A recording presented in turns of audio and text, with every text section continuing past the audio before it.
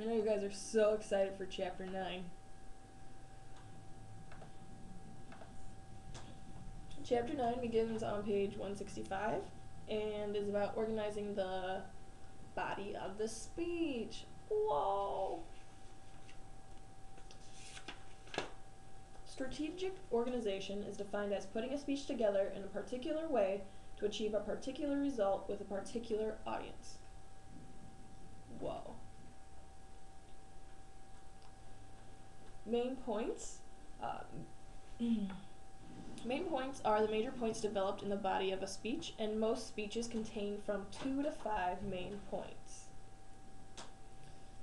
There are different organizational strategies that you can use. One example is chronological order, and this is a method of speech organization in which the main points follow a time pattern. An idea that you could use for this would be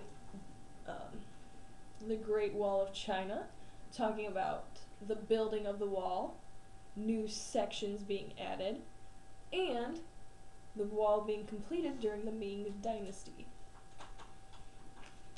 There's also spatial order, and this is a method of speech organization in which the main points follow a directional pattern. An example we have here is a hurricane and identifying the different parts of the hurricane. The center of the hurricane is the calm, cloud-free eye. Surrounding the eye is the eye wall, which is a dense ring of clouds that produces the most intense wind and rainfall. And beyond that is the rotation around the eye wall, which consists of large bands of clouds and precipitation called spiral rain bands. There is a video for an example of spatial order if you wish to watch it. Causal order, the main points show a cause and effect relationship.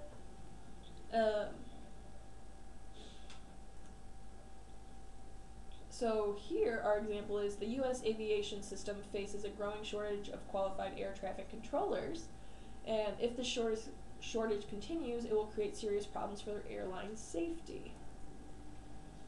Problem-solution order.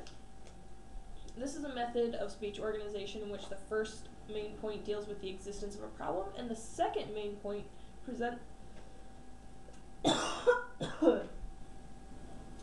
a solution to the problem. Example here would be puppy mills are a serious problem across the United States. The second main point is solving the problem requires legislation and individual initiative. There is also a video for the problem-solution order. We also have the topical order, which is a method of speech organization in which the main points divide the topic into logical and consistent subtopics. Here we talk about Joseph Baker, an entertainer who captivated audiences in Europe and America. From there we talk about Baker being a spy, gathering information on Nazi activities in France during World War II, and after that, Baker worked for racial equality on a variety of fronts as a civil rights activist. So it broke up Josephine Baker's career into the different things that she did throughout her lifetime. Tips for your main points is keep your main points separate.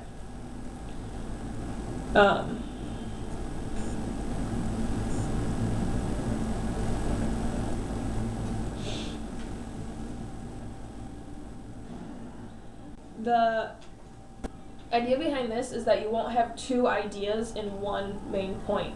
If you look at the example on page 174, the ineffective and the more effective main points, on the ineffective list, the third step is conducting rehearsals and then performing the play. The more effective way to do that would be the third step is conducting the rehearsals. Fourth point, the fourth step is performing the play.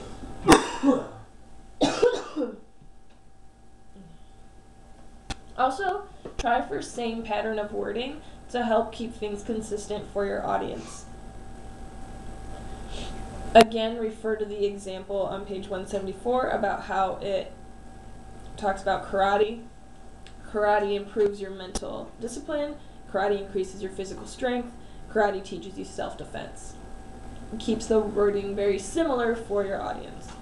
Also, make sure that the amount of time you devote to each point is well balanced and you're not focusing all your time on points 1 and 2 and then hardly devote any time to point 3.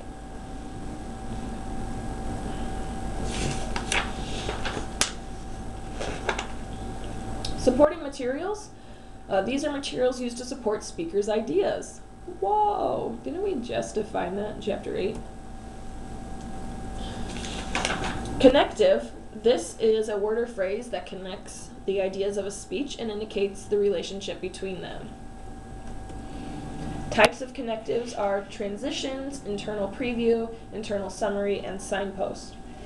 A transition is a word or phrase that indicates when a speaker has finished one thought and is moving on to another. Now that I have spoken so far of keeping these points in mind. These phrases remind the listener of the thought just completed, as well as reveal the thought about to be developed. Internal previews. These are statements in the body of the speech that lets the audience know what the speaker is going to discuss next. An internal summary is a statement in the body of the speech that summarizes the speaker's preceding point or points. And a signpost is a very brief statement that indicates where a speaker is in the speech or that focuses attention on key ideas. If you look on page 179, not only will you see the guys from Mythbusters, we have examples of signposts. The first cause, the second cause, the third cause, pointing out your main points easily identifiable for your audience.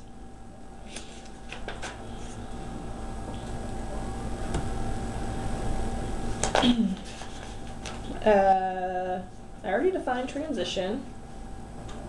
There's the example of transition on the slide. I already defined internal preview. There's an example on the slide. I defined internal summary. Example on the slide. Signposts. Example on the slide. And whoa, that is the end of Chapter 9 and organizing the body of your speech. But I know you guys are intelligent and kind of already figured out how to do this.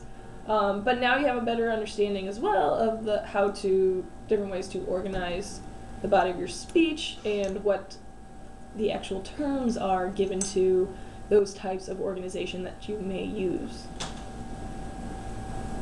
That's all I have. Is that fine?